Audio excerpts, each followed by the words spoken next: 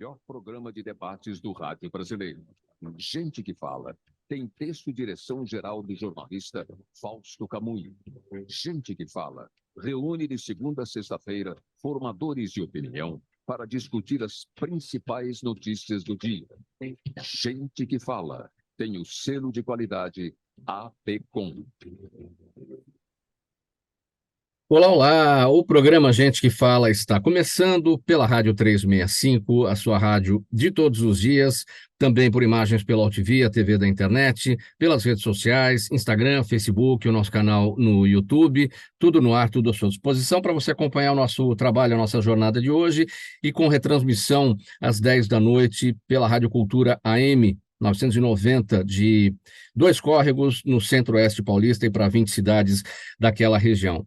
Olha, gente, até pela próxima hora, a gente quer você por aí, curtindo, comentando, compartilhando a transmissão do programa Gente que Fala. Participe pelo WhatsApp, fazendo perguntas aos nossos entrevistados de hoje. É o 11 97335 0038, 11 97335 0038. Eu sou o Mauro Friesman, hoje é quinta-feira, você conhece o nosso espaço aqui, sempre voltado por gente do MPD que Fala, parceria nossa com o Movimento do Ministério Público Democrático, o apoio da Câmara Brasileira de Diagnóstico Laboratorial e do escritório Nasser Rajab Advogados Associados. Vamos conhecer então os nossos convidados de hoje para análise e debate dos temas por aqui. Doutora Alexandra Boylan com a gente, promotora de justiça em Alagoas, associada do Movimento do Ministério Público Democrático. Olá, promotora, tudo bem? Bem-vinda. Obrigada, Mauro, por me convidar mais uma vez. É sempre muito bom estar aqui. É uma oportunidade sempre muito legal desses debates riquíssimos. Muito obrigado pela presença. Doutora Alexandra Boylan, que está em Maceió. Aqui em São Paulo, o Antônio Carlos Fernandes Júnior, presidente da CONACAT, a Confederação Nacional das Carreiras Típicas de Estado. Tudo bem, Antônio Carlos? Bem-vindo. Obrigado mais uma vez aqui com a gente. É sempre um prazer imenso estar aqui com o grupo, hoje direto de Porto Alegre, tá, Mauro? Mas é um grande prazer estar com todo o grupo aqui. Muito obrigado. Então, o Antônio Carlos Fernandes Júnior em Porto Alegre, promotora Alexandra Boylan em Maceió, em São Paulo, agora sim a doutora Roberta Bock, professora, neuroeducadora, supervisora de ensino do Estado de São Paulo. Doutora Roberta, como vai? Tudo bem? Tudo bem, tudo ótimo. Obrigada pelo convite. Boa tarde a todos que estão aqui conosco, a todos que estão nos acompanhando e que a gente tenha um programa maravilhoso. E no Rio de Janeiro, gente, o Daniel Weinstock, ele é pesquisador de Direito da Saúde e Doenças Raras na PUC Rio. Tudo bem, Daniel? Bem-vindo. Tudo ótimo, Mauro. Obrigado, é uma honra estar aqui no Gente que Fala. Boa tarde a todos. Vamos lá, gente. Então, ao nosso primeiro assunto do Gente do MPD que Fala de hoje. A primeira turma do Supremo Tribunal Federal derrubou, anteontem, na terça-feira, uma decisão do Tribunal Regional do Trabalho de Minas, que reconheceu o vínculo trabalhista entre um motorista de aplicativo e a Cabify. A decisão reforça a posição de uma ala da corte contrária às ações que questionam a chamada uberização. Para o ministro Alexandre de Moraes, que é o relator do caso, o motorista tem um esquema de trabalho semelhante ao de um autônomo, por ter liberdade de escolher seu horário e tempo de trabalho. Ele também afirmou que a Constituição permite formas de trabalho diversas à CLT, entendimento já afirmado pelo Supremo. Promotora Alexandra, vamos iniciar então aqui essa análise. É uma decisão ali para um caso específico, mas ela, óbvio, dela deve orientar, deve balizar, né, os casos de ações semelhantes que tramitam no Supremo e que não são poucos, são vários, né? A gente está diante de uma insegurança jurídica em razão dos tribunais inferiores tomarem decisões diferentes dessa decisão já pacificadora do Supremo? Mauro, é sempre muito difícil, porque as situações são muito particulares. Em que pese a regra seja essa, né? Quando há essa liberdade de horário, de dias, quando a pessoa que presta o serviço tem essa liberdade, a regra é essa mesmo, não há um vínculo empregatício. Mas há situações, eu me lembrei agora de uma outra decisão do Supremo que a gente discutiu aqui, no mesmo sentido, acho que em relação aos entregadores. Lembra, Mauro, que a gente conversou sobre isso também? E aí são situações distintas, né? Quando você em algumas situações acontece de você ter um vínculo de horário e um vínculo de tempo. Com os aplicativos é mais difícil isso acontecer, né? Porque há um acesso do motorista quando ele quer e bem entende, né? Dos entregadores, não, porque os horários são estabelecidos pelas empresas, né? Mas é sempre muito difícil falar em insegurança jurídica na análise de casos individuais, porque os casos individuais têm particularidades, né? Quando se encaixam na regra geral que o Supremo fixou, sem dúvida, há de haver uma obediência, os operadores concordando ou não, não faz sentido, né? O Supremo existe para isso. Mas quando há particularidades, às vezes há necessidade de uma análise específica do caso concreto.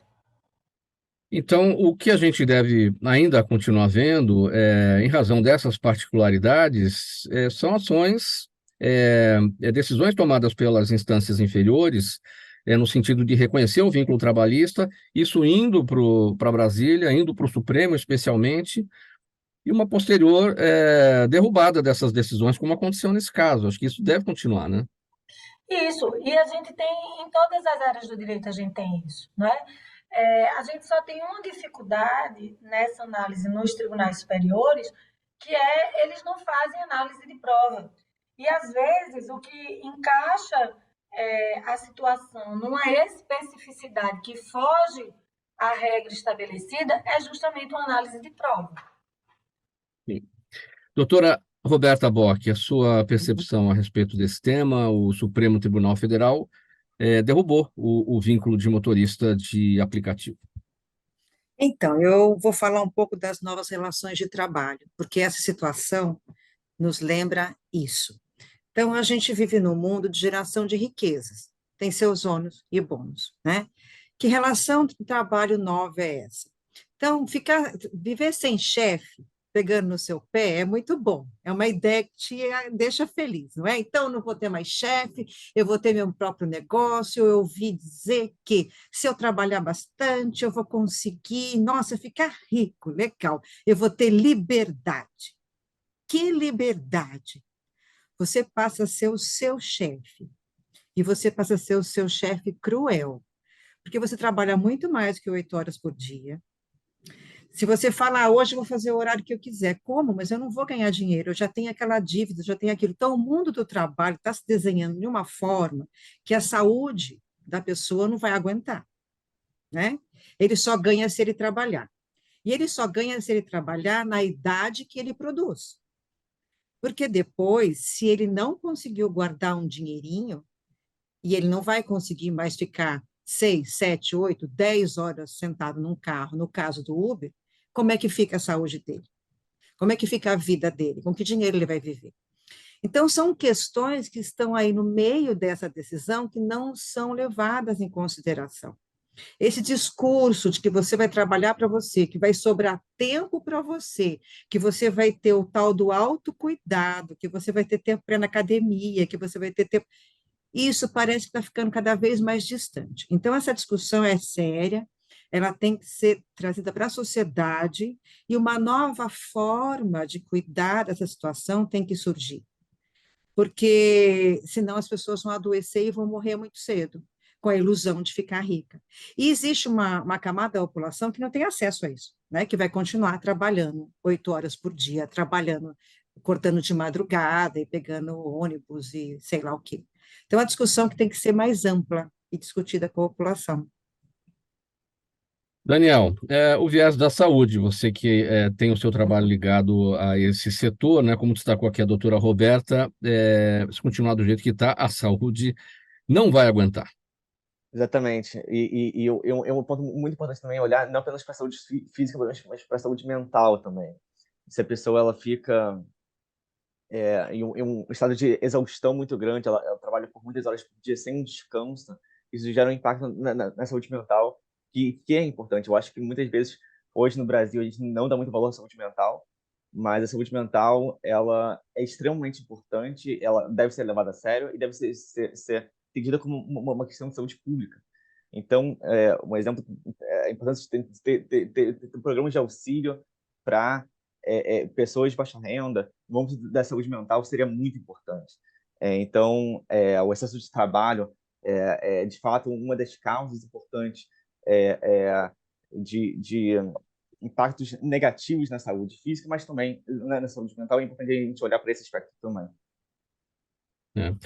Doutor Antônio Carlos, quando uma pessoa decide trabalhar para um aplicativo, seja como motorista, seja como entregador, ela, eu não sei como é que funciona, mas acredito que ela deve assinar os termos de prestação de serviço para essas operadoras desses aplicativos.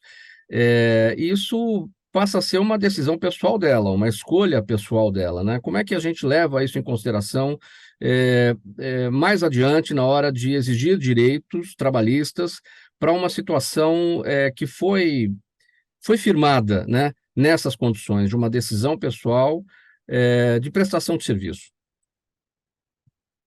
Mauro, eu tenho que fazer uma pegada um pouco diferente da questão jurídica, porque o que nós estamos vendo um grande número de pessoas é buscarem essa alternativa por falta de alternativas. Acabam buscando não posso ficar parado, não posso, de repente eu fiquei sem trabalho, de repente eu fiquei sem renda, tá? Eu não posso. E nós vimos aí pessoas com boa formação e se dedicando à uberização, se dedicando a essa. E aqui me cabe até pegar mais um detalhe, Mauro. Quando você vê boas iniciativas, até como as MEIs, né, micro e pequeno empresário, que deveriam ser coisas positivas para a sociedade, acabaram se transformando em rotas de fuga dos compromissos sociais. Então, o que nós estamos assistindo é uma coisa que vai, uma bomba relógio que vai explodir muito rapidamente, muito antes do que a gente pensa. Como bem abordadas as questões de saúde, mas a rota de fuga dos compromissos sociais é uma bolha que vai estourar logo, logo, na nossa opinião. Agora, a busca por essa alternativa, como você mesmo destacou, que na verdade é uma falta de alternativa, em razão do mercado de trabalho estar com problemas aí, o desemprego em alta, a redução das vagas, as pessoas envelhecendo e também perdendo aí a possibilidade de ocupar as vagas até para abertura natural, né, para os mais jovens, né? Acaba que essas funções, né, dessas pessoas ligadas aos aplicativos, e não é desmerecer essas pessoas, muito pelo contrário, estão encontrando alternativa dentro da falta de alternativa, são pessoas que trabalham dignamente, enfim, mas elas acabam encontrando, né, nesse aspecto da falta de alternativa, eu preciso ter o vínculo empregatício, eu preciso ter o vínculo trabalhista com compensação àquilo que eu não consigo mais encontrar no mercado, né? Tem muita gente que pensa dessa maneira. Mas voltamos a essa questão, né, Marco? Qual é a real oportunidade que existe no mercado? Vamos pegar um setor bancário, por exemplo. Estão fechando milhares de postos de atendimentos físicos, né? São dezenas de milhares de trabalhadores que de um minuto para o outro estão caindo no mercado, e o mercado não tem a capacidade de reabsorção absolutamente normal desse contingente. Então, estamos, de fato, diante de uma questão que vai exigir que sentemos Estado, iniciativa privada e organizações sociais, organizações de trabalhadores, vamos ter que sentar, como já existem fóruns nesse sentido, mas vamos ter que discutir muito seriamente, porque vamos ter que encontrar soluções, sim, para um grave problema que está aí colocado, Mauro. Muito bem, a gente prossegue por aqui com o programa Gente que Fala, edição de quinta-feira, é o Gente do MPD que fala no ar. Estamos na Rádio 365, a sua rádio de todos os dias, OLTV, TV da internet, redes sociais, Instagram, Facebook, nosso canal no YouTube e a retransmissão à noite pela Rádio Cultura AM 990 de Dois Córregos, interior paulista. Próximo assunto, vamos lá para Maceió, porque o governador de Alagoas, Paulo Dantas, disse que a Braskem não pode ser vendida sem resolver a situação de Maceió. Vários bairros por lá foram isolados por causa do afundamento do solo provocado pelo iminente colapso de uma mina de salgema da petroquímica. E, paralelamente a isso, o controle acionário da companhia está sendo vendido pelo Novonor, que é a ex-Odebrecht, para pagamento das dívidas. Desde 2018, quando o solo começou a ceder, nenhum acordo foi feito pela empresa com o Estado para a reparação.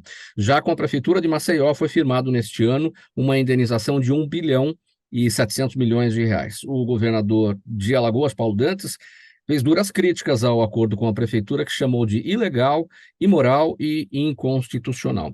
Bom, promotora Alexandra, o governador Paulo Dantas, aí de Alagoas, esteve inclusive com o vice-presidente Geraldo Alckmin, pedindo aí o apoio da AGU para intermediação aí nessa situação toda.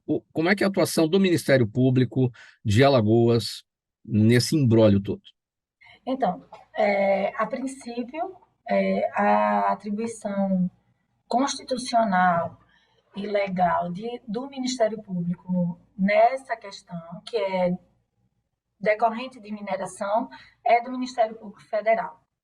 Mas, claro que uma questão, um crime, né, com tamanha proporção, não retira de nenhum órgão do Estado o seu dever de atuação.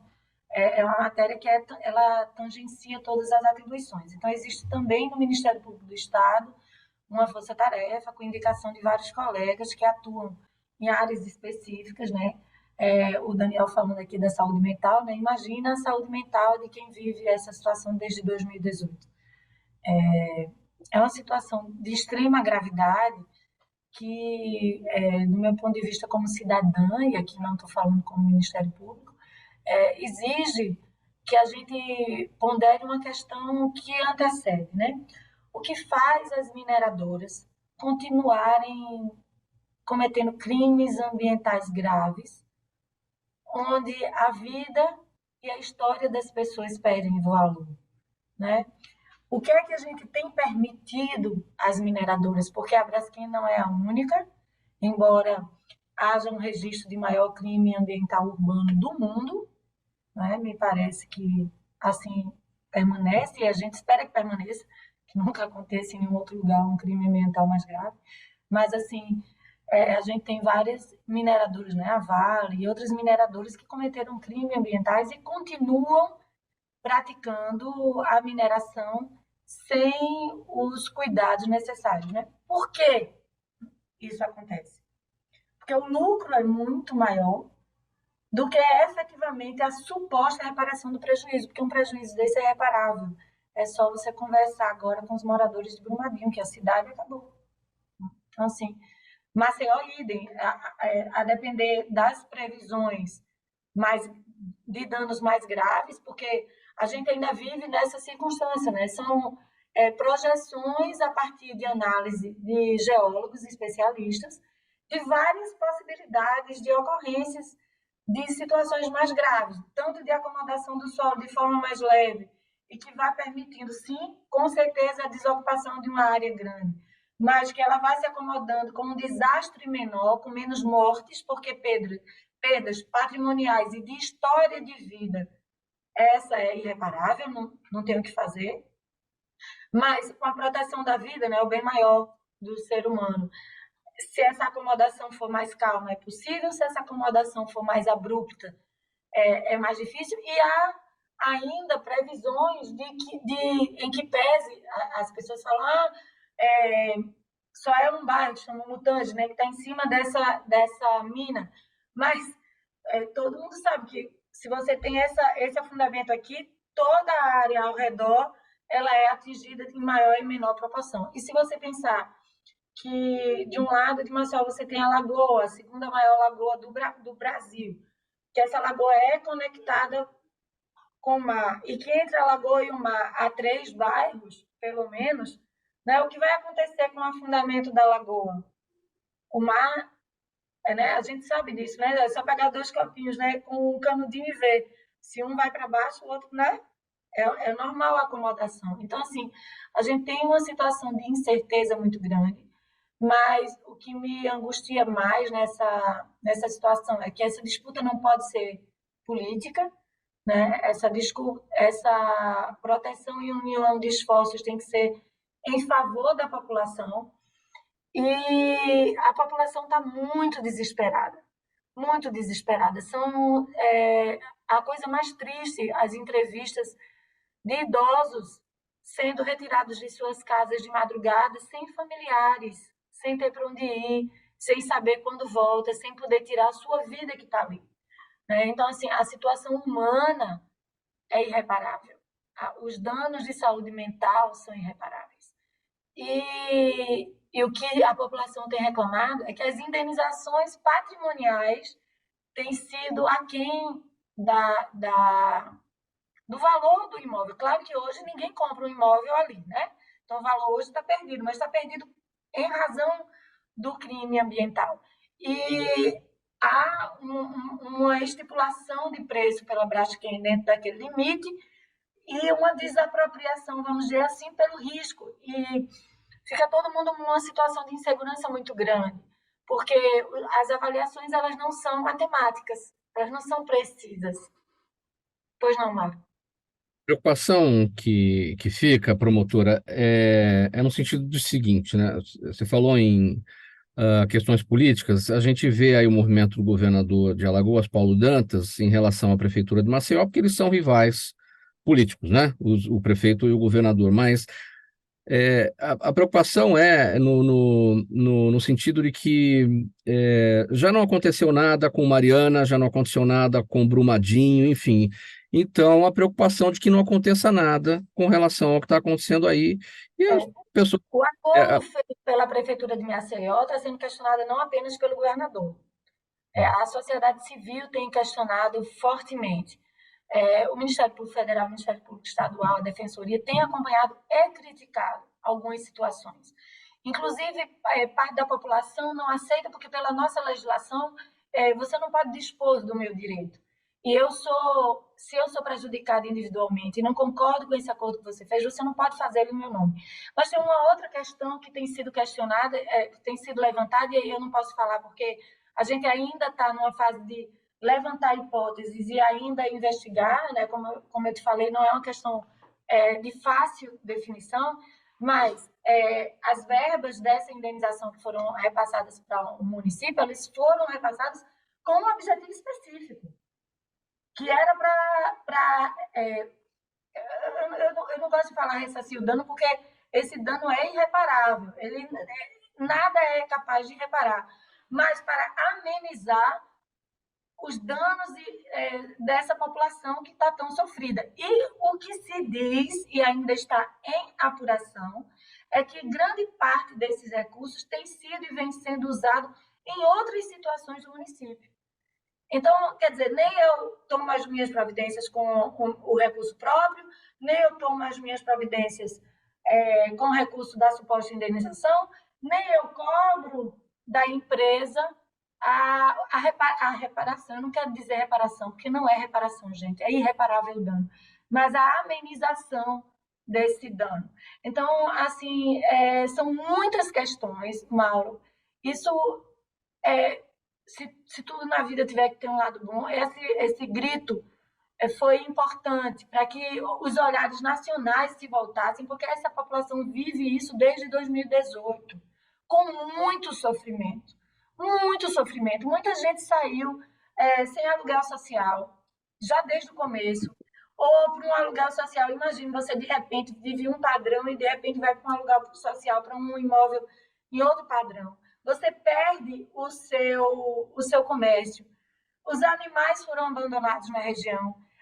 Andar pela região é a coisa mais triste. Eu só tive coragem de fazer uma vez. É horrível você, na região com placas imensas, rota de fuga, rota de fuga, rota de fuga. Você imagina você acordar e dormir, entrando e saindo de casa com a placa imensa, rota de fuga, lembrando desse risco permanente. Então, assim, é uma situação, Mauro, muito, Sim. muito, muito triste. Doutora Roberta, a sua reflexão a respeito de mais uma situação envolvendo atividade mineradora, mais uma empresa envolvida com questões aí da mineração, trazendo prejuízo. Então, nós vamos tocar de novo na história da geração de renda, de riqueza, né? Então, quando esse tema eu recebi na pauta que esse tema ia estar presente, eu fui ler um pouquinho, conversar com algumas pessoas da área e tal, e eu descobri umas coisas que eu queria colocar aqui, que são interessantes para que as pessoas que estão nos acompanhando hoje possam ir formando o seu próprio raciocínio. Primeiro, a Braskem está lá desde a década de 70, tá? E ela faz esse serviço desde então. Na década de 90, por conta de uma série de reportagens que saíram na mídia e tudo, havia um medo, desde a década de 70, que vazasse cloro, tanto no ar como na água. Então, na década de 90, por conta de muita pressão, até da mídia, a Braskem fez um treinamento, proporcionou um treinamento para as pessoas que moravam perto ali. E esse treinamento era evacuar a área, de repente, caso tivesse um vazamento de cloro, porque o vazamento de cloro no ar podia derreter uma pessoa que estivesse perto, e podia vazar também na água. Então, assim foi. Fizeram vários treinamentos, e as pessoas voltavam para as casas delas, aparentemente seguras, mas meio encucadas, como é que eu vou sair correndo daqui? Mas até então, o foco era vazamento de cloro. Muito bem. Em 2018, quando começou a ser falada dessa história do solo, por quê? Porque teve um abalo sísmico em Maceió, teve um tremor. Então, em 2018, começou a se falar, o que foi isso e tal? Ah, é a exploração da Braskem na camada do subsolo e tal. Muito bem. Ah, então o que nós vamos fazer? Vamos pensar num plano, vamos pensar numa indenização, vamos pensar. Aí começou a se falar sobre isso, a população acordou para um outro perigo, que não era só o cloro na atmosfera, que era também o solo se movimentando. Isso foi em 2018. Em 2019, tudo voltou ao normal e todo mundo falou que estava tudo ok, que o solo não tinha perigo mais de se movimentar. Inclusive, prédios foram sendo construídos no local e vendidos. E as pessoas começaram a comprar. Hoje, são 70 mil pessoas prejudicadas, tendo que sair do local. 5 bairros. Durante esse tempo todo, isso foi se arrastando. O que foi feito para essa população nesse período? E agora? De madrugada, eles foram tirados de casa. Vocês têm que sair agora. E eles saíram correndo.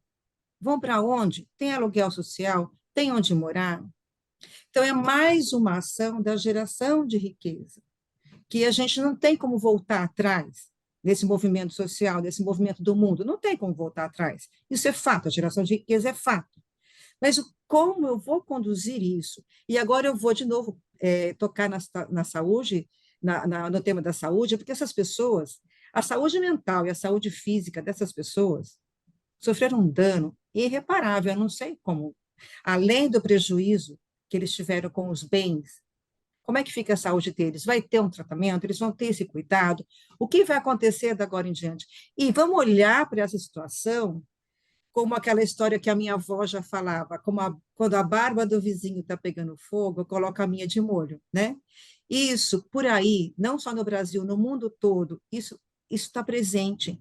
O que é que está sendo feito? Né? Vamos olhar com cuidado. É isso que eu queria trazer para que as pessoas possam fazer a própria reflexão sobre o tema. Sua reflexão, doutor Antônio Carlos. Eu tenho a impressão, e agora eu vou falar, Mauro, se vocês me permitem, se a bancada me permite, falar muito diretamente com quem nos assiste, com quem está acompanhando esse programa. Isso é um desenho acabado de como é importante uma estrutura de Estado, uma política de Estado estável, equilibrada, estruturas de Estado que possam oferecer equilíbrio entre mercado e sociedade. Como bem colocada, né, a questão da produção de riqueza, a busca do lucro, mas o que faz o Estado para o bem do próprio mercado, e isso tem que ser muito bem colocado, para o bem do próprio mercado, há de se ter o Estado fazendo a mediação desses interesses, de fazer o controle desses interesses. Porque ali não só a Braskem, mas todo o comércio, todas as empresas, todo o mercado que estava ali diretamente relacionado e está diretamente relacionado àquela área atingida, está sofrendo por falta exatamente de poder fazer com que se cumpra com rigor a legislação, que se cumpra com rigor o que a estrutura de Estado pode fazer pelo equilíbrio dessa relação. É nessa pegada, Mauro, que eu quero me dirigir a todos os que nos acompanham. Precisamos de pensar em ter um Estado sadio, uma estrutura de Estado sadia, para poder atuar preventivamente e adequadamente a coisas como esses acontecimentos. Muito bem, programa Gente que Fala, edição de quinta-feira, é o Gente do MPD que Fala, parceria nossa com o Movimento do Ministério Público Democrático, o apoio da Câmara Brasileira de Diagnóstico Laboratorial e do escritório Nasser Rajab Advogados Associados. Pessoal, a gente vai fazer uma parada breve aqui, intervalo, mensagem do nosso apoiador, a gente volta em seguida, nós vamos tratar um pouco aqui sobre o seguinte assunto, saúdes raras, doenças raras, tá bom? É rapidinho, a gente já volta. Toda ação estratégica de sucesso tem um componente fundamental, um instituto de pesquisas ético, rápido e preciso. Afinal, é ele que vai fornecer informação confiável, sem achismos e palpites. E isso, numa época de mudanças rápidas e repentinas, é fator crítico de sucesso. A Orbis é um instituto de pesquisas que une precisão e confiabilidade estatística com a mais alta tecnologia de pesquisas do mercado. Tem inteligência artificial, robótica, big data, entre outros recursos, para que você tenha uma informação correta, confiável, com o menor custo e no menor tempo possível.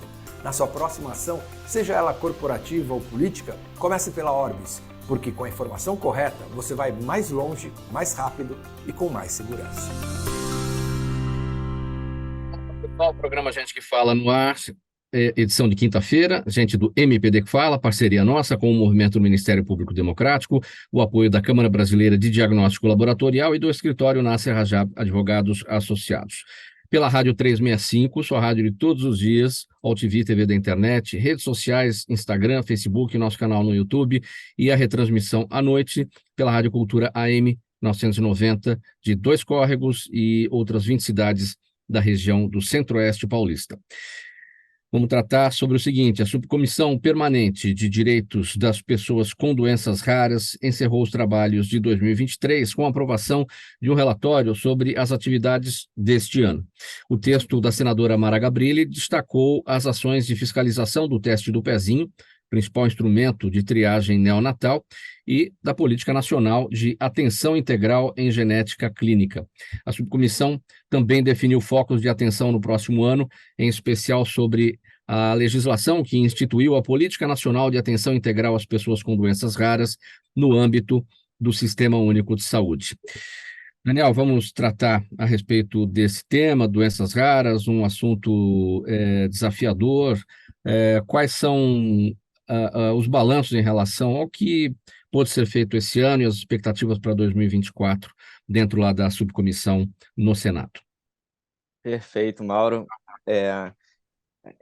A gente pensa muitas vezes que doenças raras impactam poucas pessoas, né, porque são doenças raras, mas não, existem mais de 8 mil tipos de doenças raras e elas impactam mais de 13 milhões de pessoas no Brasil. Então é um tema super relevante, super importante, e ele deve ser tratado como uma questão de saúde pública e com atenção devida. Então, por isso que esse tema aqui no debate é um tema super relevante. Em relação à expectativa para o ano que vem de políticas de leis, nesse texto da Mara Gabrilli, ela menciona justamente que no ano que vem aportaria um 99, que é a Política Nacional de Doenças Raras, ela completa 10 anos. Ela foi de 2014, então no ano que vem ela completa 10 anos. E o Ministério da Saúde já tem articulado uma revisão a essa portaria 199 para justamente dar mais auxílio e apoio e acesso à saúde para pessoas com doenças raras no Brasil. Então, eu tenho auxiliado também o Ministério da Saúde para revisar essa portaria 199 e ter esse, digamos assim, essa revisão de 10 anos para os próximos 10 anos ser melhor ainda. Em relação ao teste do pezinho e a outras iniciativas extremamente importantes, Eu tenho também auxiliado, por exemplo, eu sou do Rio, então aqui na Assembleia Legislativa do Estado do Rio de Janeiro, a LERJ, a gente vai agora no dia 11 de, de dezembro, Exemplo. ter uma audiência pública sobre a triagem neonatal, o que é extremamente importante. Então, ouvir as associações de pacientes, ouvir as demandas das secretarias de saúde, entender os gargalos que existem na ampliação do teste do pezinho e propostas de como a gente pode, justamente, nos postos de saúde, na prática, tornar essa lei eficaz. Não basta ter lei no papel, é importante ter lei na prática, né? Ser eficaz, porque o que houve no estado do Rio de Janeiro foi a ampliação do teste do pezinho, mas, na prática, os médicos dos postos de saúde não conseguem botar essa lei em prática, não conseguem ampliar de forma eficaz, porque não basta apenas ter o exame do teste do pezinho, é importante a gente pensar nos próximos passos. Então, se de fato for confirmada que esse bebê tem uma doença rara, é importante encaminhar ele com centro de referência para doenças raras, por exemplo, no estado do Rio, encaminhar ele, por exemplo,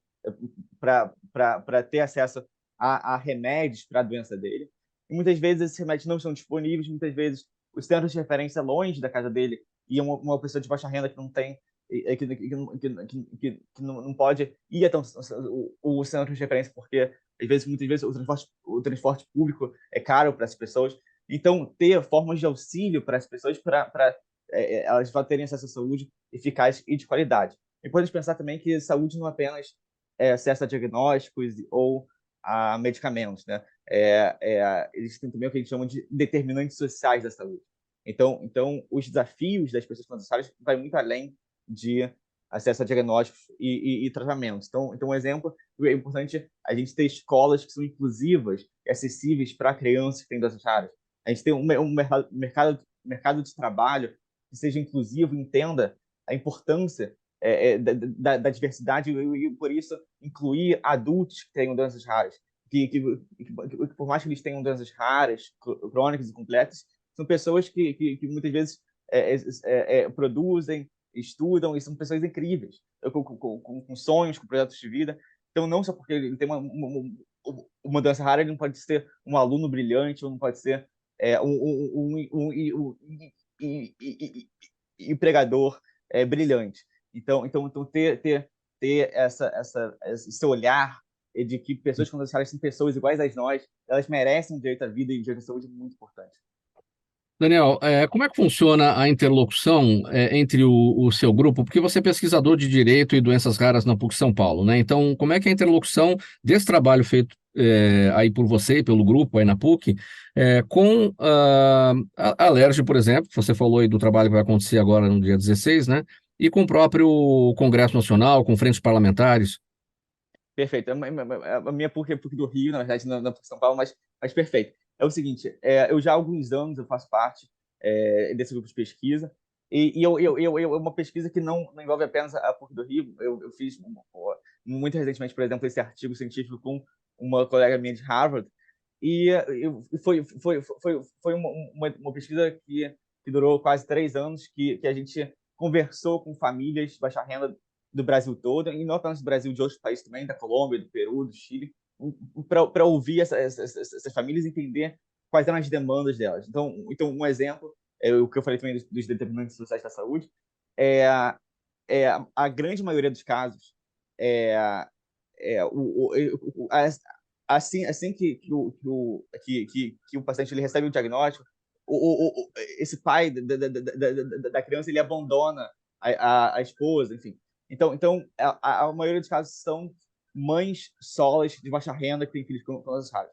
Muitas vezes essas mães solas elas precisam largar o emprego para dar atenção integral para os filhos. Isso tem impacto também na renda. Então, é um ciclo vicioso de renda.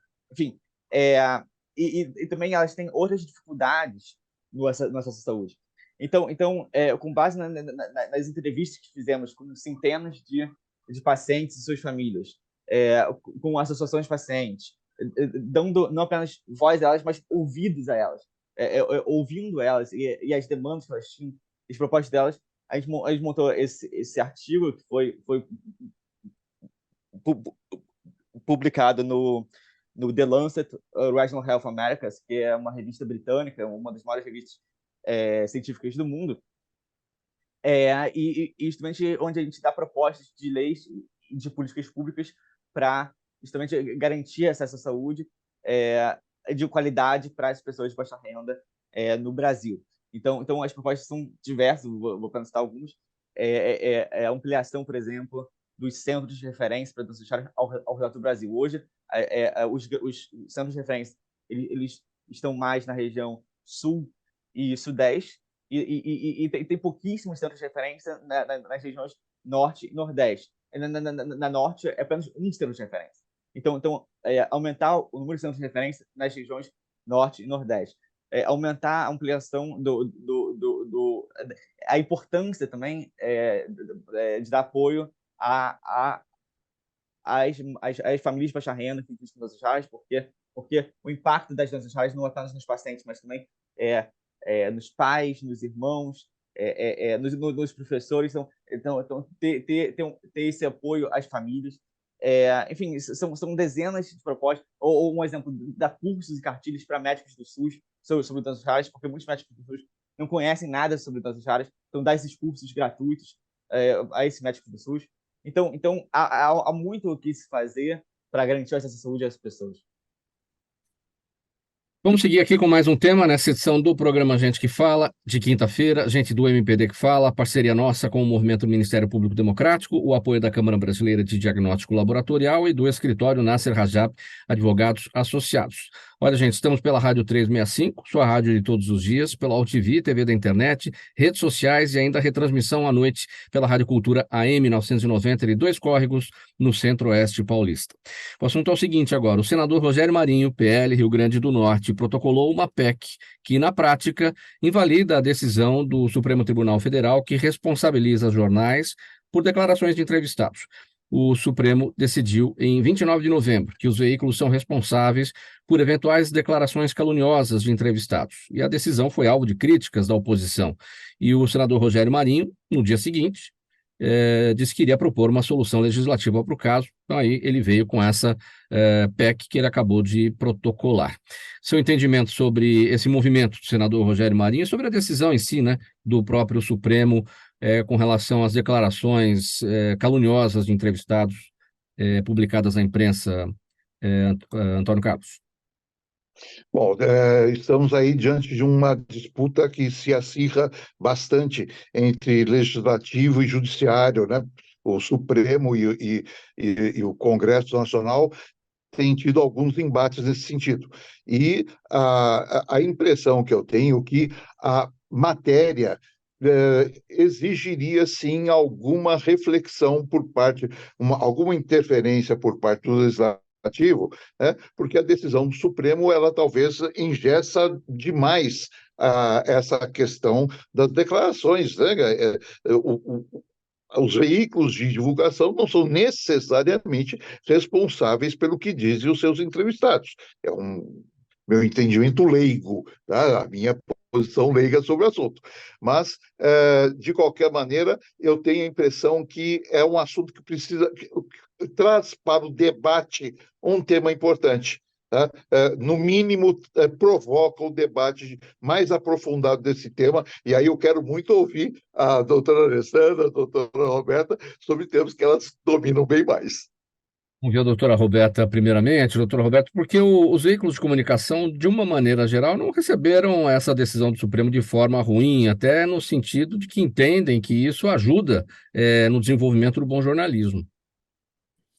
Então, Mauro, eu acho que agora, nesse momento, deveria até inverter, né? Eu deveria entrevistar você, né, Mauro? Porque... Não é? Porque pense bem, olha aqui a nossa situação, estamos todos aqui no programa e nós temos aqui a liberdade, esse programa é incrível, porque nós temos a liberdade de falar sobre os diversos temas, né? E aí eu falo alguma coisa, e quem é o responsável pela minha fala? Eu que falei ou você que me convidou, o produtor desse programa?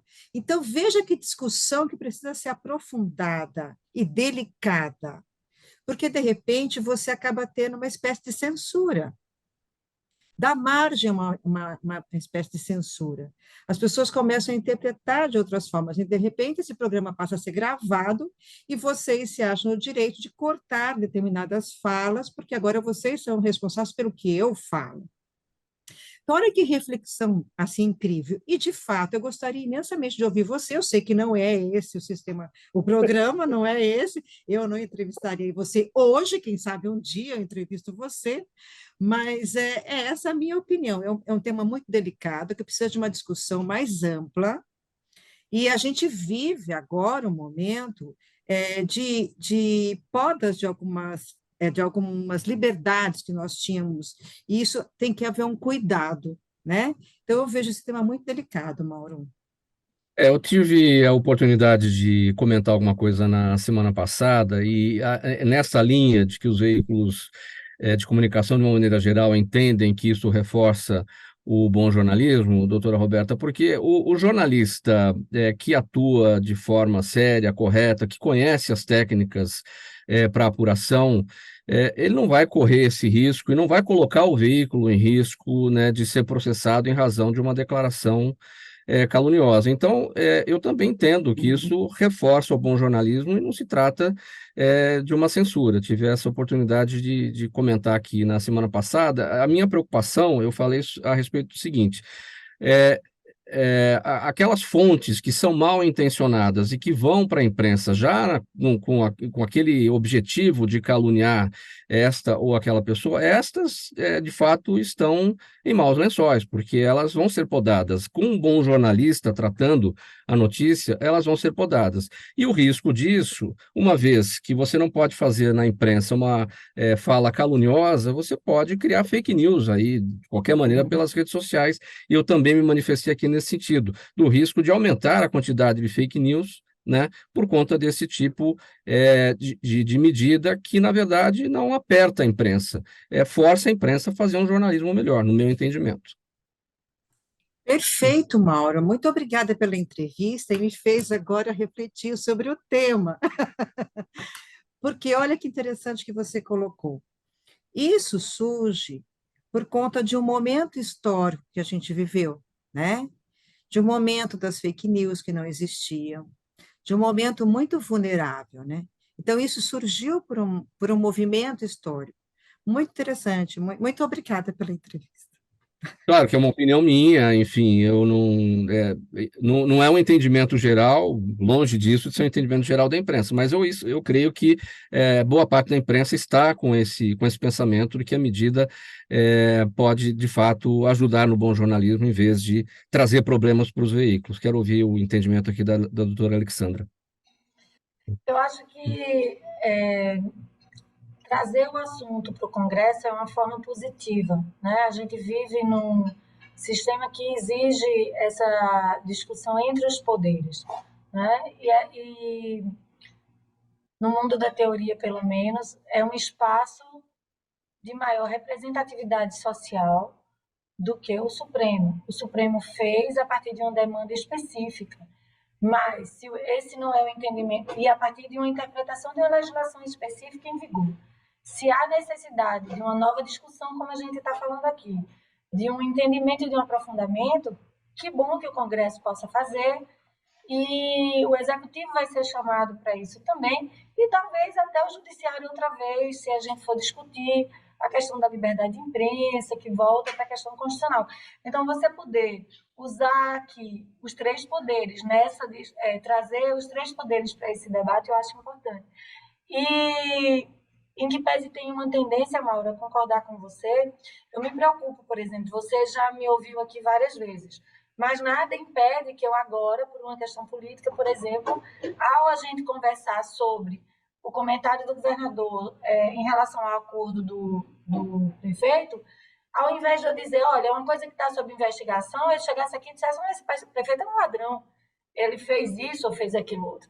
E aí você foi pego de surpresa, né? Sim. Porque eu tive esse cuidado de dizer, olha, não é uma coisa que está sob investigação, são várias as entidades que estão questionando, mas é uma coisa que a gente não sabe ainda, né? O que se está dizendo é isso, mas a gente não sabe, ainda está em apuração.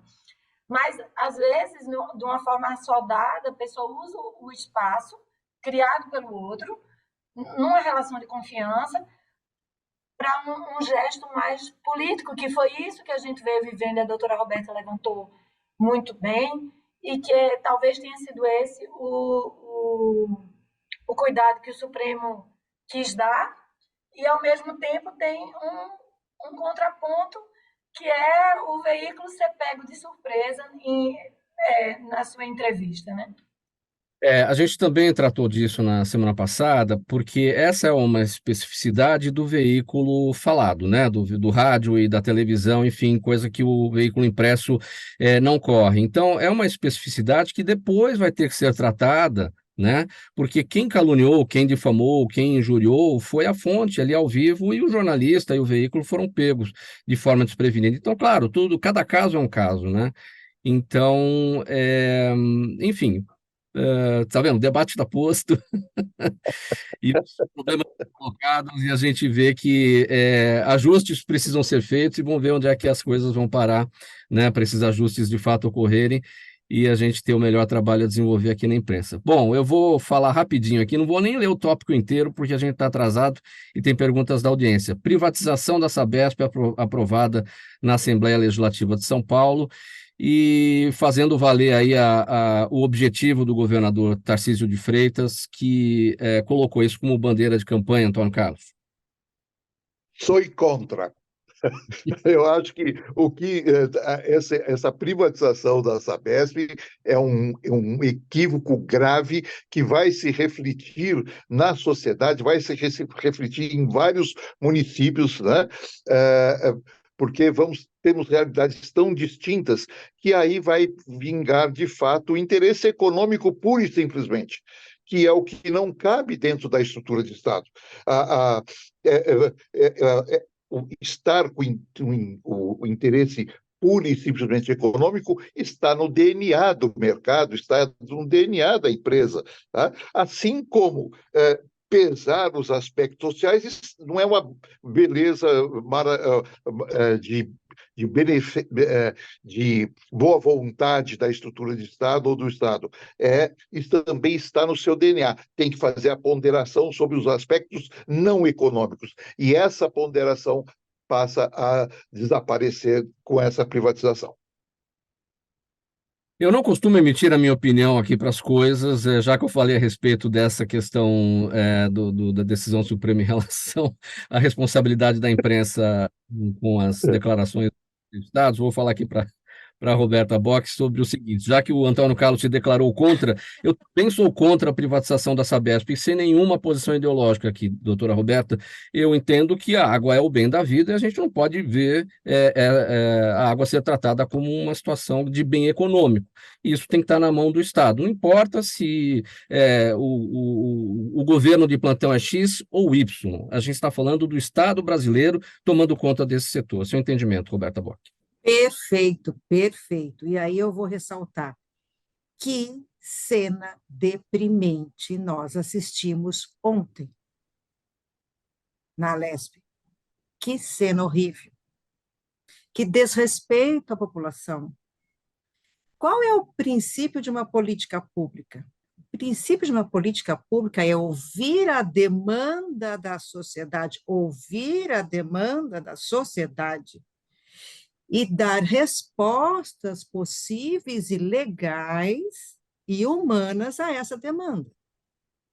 Não fazer algo porque eu acho que é importante, porque eu vou precisar de recurso para isso ou para aquilo. E aí, diante daquela situação deprimente de ontem, com alguns parlamentares fora do local, eu aprovo só com a minha base. Aquilo foi uma vergonha.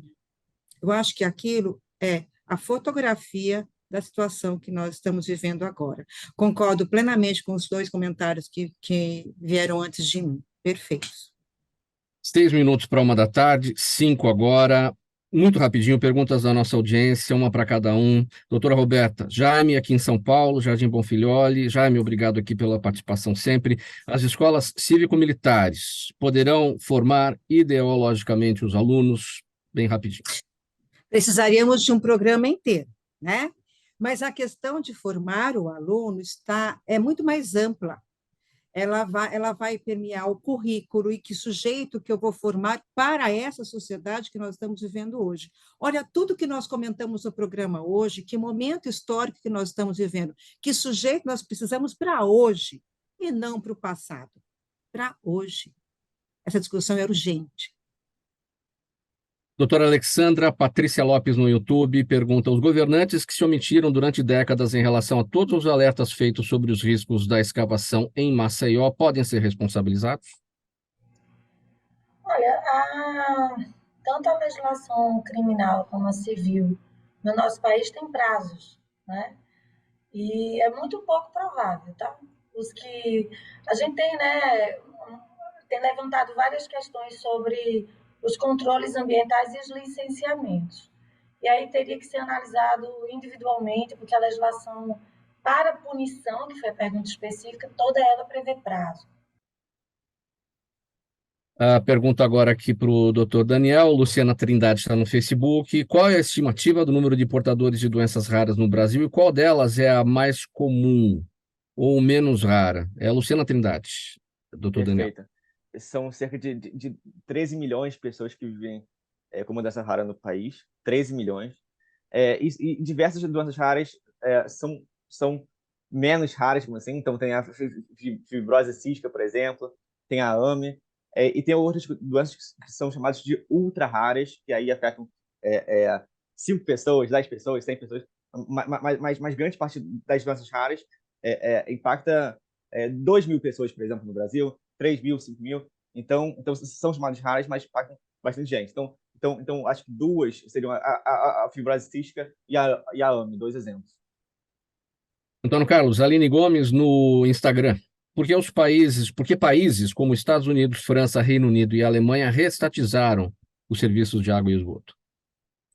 Aline, muito bem colocada essa questão, e eu teria que pegar carona no programa específico que a doutora Roberta falou que teria que ser feito para discutir alguns assuntos. E esse, com certeza, é um deles.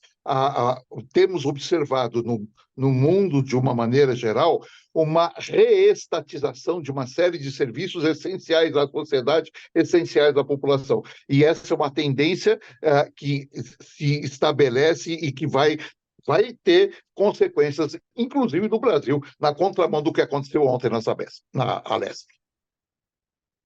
Muito bem, vamos colocar então ponto final nessa edição do programa Gente que Fala de hoje, de quinta-feira. Sempre o Gente do MPD que Fala, parceria nossa com o Movimento Ministério Público Democrático e o apoio da Câmara Brasileira de Diagnóstico Laboratorial e do Escritório Nasser Rajab Advogados Associados. Participaram com a gente hoje doutora Alexandra Boylan, promotora de justiça em Alagoas, associada do Movimento Ministério Público Democrático, ela está lá em Maceió, o Antônio Carlos Fernandes Júnior, presidente da Confederação Nacional das Carreiras Típicas de Estado, hoje em Porto Alegre, Roberta Bock, doutora Roberta Bock, professora e neuroeducadora, supervisora de ensino do Estado de São Paulo, aqui em São Paulo hoje, e o doutor Daniel Weinstock, pesquisador de Direito da Saúde e Doenças Raras na PUC Rio. Ele está lá no Rio de Janeiro hoje. Muito obrigado pela presença de todos vocês aqui, pela análise, pelos debates dos temas propostos. O programa Gente que Fala é sempre realização da ABCOM. A apresentação minha, Mauro Friesman, pauta e redação Pedro Schiavon, Zenilda Salvato, nossa diretora de produção, jornalista Fausto Camunha, nosso diretor-geral, você, espectador, você ouvinte, sempre a razão da nossa presença aqui todos os dias. Chegando na programação da Rádio 365 agora, o Lucas Neto, ele vem com o programa O Melhor para a Melhor Idade. Bom programa aí para você, Lucas, uma boa tarde para todo mundo, para quem vai continuar aqui na audiência da Rádio 365, o agradecimento a quem estava na UTV, acompanhando pelas imagens, pelas redes sociais e também pela Rádio Cultura AM 990 de Dois Córregos, no Centro-Oeste Paulista. A gente volta amanhã com mais uma edição do programa Gente que Fala. Um abraço a todos, tchau, até lá.